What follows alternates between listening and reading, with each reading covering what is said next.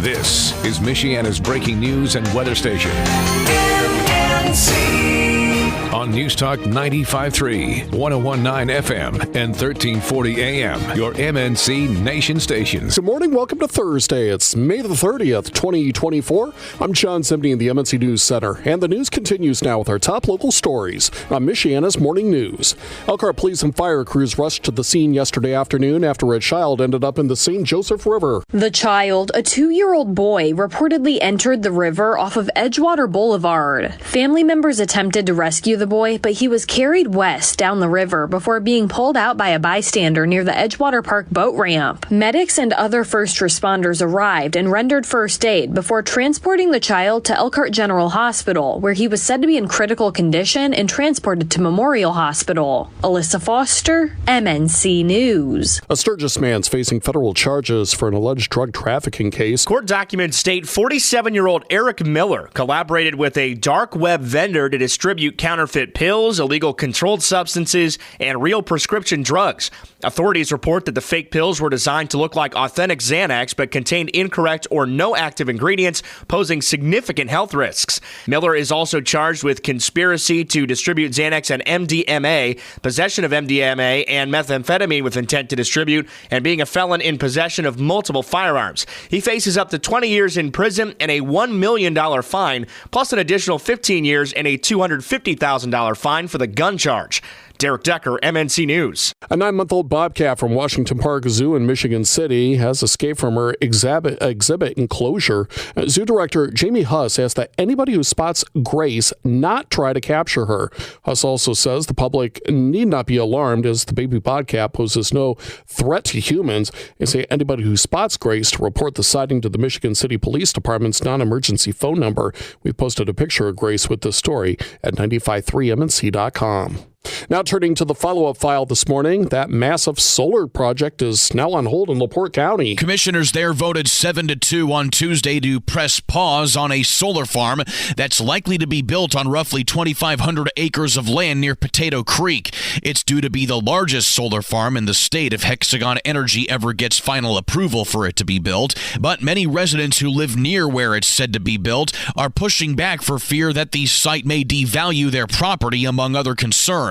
Commissioners say the temporary moratorium is meant to give the public more time to give their input on the project. Kurt Darling, Network Indiana. The St. Joseph County Council has now approved a tax abatement for the Amazon Data Services Center. Backers say it's an important step in bringing Amazon to a parcel of land near New Carlisle. The county expects to receive millions in yearly tax revenue from the new data center. The facility is already under construction. Turning to Michiana's election headquarters, former Deputy Indiana Attorney General Destiny Wells has filed paperwork to seek the Democratic's party nom for the office of Attorney General. Wells is a 21-year military veteran with combat experience and a lieutenant colonel in the U.S. Army Reserve. She'll compete with former Marion County Clerk Beth White for the party's nod to face Attorney General Todd Rokita in November. The Indiana Democratic Party's convention will decide between Wells and White on July 13th. A new study from the National Institutes of Health suggests early exposure to peanuts and other food allergens can prevent children from developing a dangerous food allergy later in life. Up until the early 2000s, doctors had recommended waiting until a child was older to introduce peanuts and other allergens. But large studies showed that actually increased the likelihood of developing allergic reactions. Now experts are telling parents to start feeding their babies a wide range of foods as soon as they start eating people food, when they're about 4 to 6 months old. The city of South Bend is hosting 2 meetings to gather feedback for updates to the 2018 Portage-Elwood Plan. First meeting will take place at 6 o'clock on Thursday night at Brown Community Learning Center, and the second meeting will happen at 6 o'clock on the evening of Wednesday, June 12th at Measle Elementary School. The meetings will allow residents to share their thoughts and feedback on an update to the 2018 Visioning Plan. There's an online survey to provide feedback as well. We've linked to it at 953mnc.com. Derek Decker, MNC News. More from the Crimes and Courts file this morning as prosecutors are charging a Michigan State Police trooper with murder. Michigan's Attorney General charges a state trooper with second-degree murder for the death of a 25-year-old black man running from troopers near Grand Grand Rapids, an event that's sparked anger in the community. Body cam and dash cam video showed Detective Sergeant Brian Keeley on April 17th driving his unmarked state police SUV into Samuel Sterling and pinning him against a wall. Police say Sterling was wanted for several outstanding warrants, but did not specify for what. Carmen Roberts, Fox News. The Michigan Department of Transportation starting road and bridge repair projects in 8 different counties. Locally, the bridge projects will take place in Berrien and Van Buren counties. Statewide, the governor's office says that by the end of this construction season, Michigan will have fixed nearly 23,000 lane miles of road and 1,600 bridges, and providing as many as 89,000 construction jobs along the way. The repairs are made possible in part by the Rebuilding Michigan Plan, a 5-year, $3.5 billion funding account for highways and bridges. Mike Wilson, MNC News. Meantime, Michigan state lawmakers are brainstorming ways to help keep new money being put in the road improvement account. One idea is the road usage pilot program to add tolls and mileage fees for using some of the most heavily traveled highways in the state.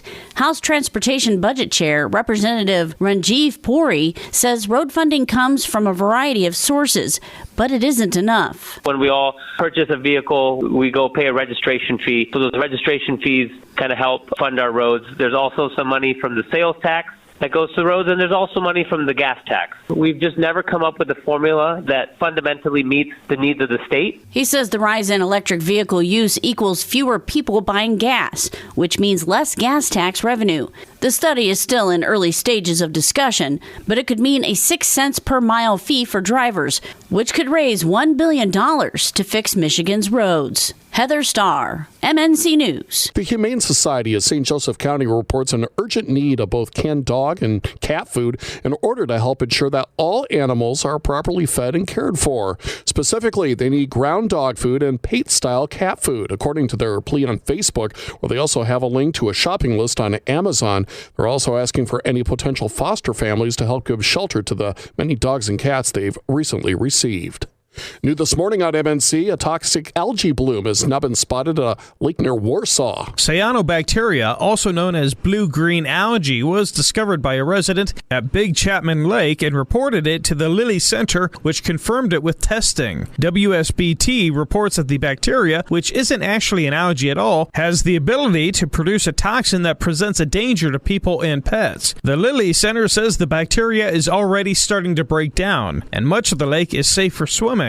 It resembles pea soup or a paint spill in the water. David Shea, MNC News. The Elkhart Environmental Center, Parks and Rec, and Aquatic Biology departments are hosting the second annual free fishing clinic for kids this coming Saturday. It's happening at High Dive Park off Baldwin Street. Children's ages 7 and older will visit 5 stations to learn the basics of fishing, including safety in casting, knot tying, basic tackle, stewardship, and conservation. Then they will be able to fish around High Dive Pond, where volunteers will be there to help first-time fishers get a good start with their new skills. The first 200 kids to complete the clinic will receive their very own fishing rod, and families will be able to check out live fish from the Elkhart River. No registration is necessary, and the clinic is happening from 8 until noon on Saturday. Mostly sunny skies and beautiful today. Temperatures finally warming up a little bit. We'll see high temperatures around 72 this afternoon. Another clear night tonight with cool conditions. We drop all the way down to 45 degrees. And then for your Friday, mostly sunny skies, high temperatures back up around 75. Our next chance of rain rolls in this weekend. I'm Chief Meteorologist Carrie Peugeot. Get the morning's top local news stories on demand. Subscribe to the Local News Podcast. Go to 953mnc.com and click where it says On Demand.